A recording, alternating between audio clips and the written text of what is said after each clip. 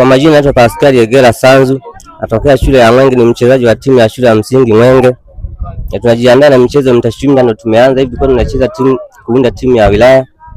Na tumecheza na wenzetu hapo, tunaunda timu ya wilaya, tumecheza na shule ya Kashaland.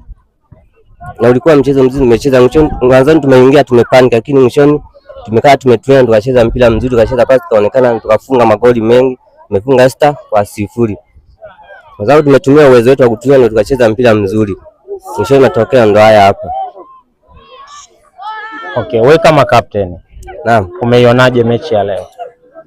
Mechi ya leo ilikuwa nyepesi kwetu, tulisema tu mwanzoni tumeingia tumepanic, kila mtu tulikuwa tumecheza tumepanic, lakini ilikuwa mechi nyepesi sana kwetu. Mwisho tukaongeza sisi wenyewe, tukatulia, tukacheza mpira, tukaenjoy kweli, tukacheza mpira mzuri. Mmeshinda mabao mangapi? Tumeshinda 6-0. Wewe ulikuwa unacheza namba ngapi? Naanzia namba 8 kiungo, mwisho nikaenda kucheza forward namba 9. Sawa. Na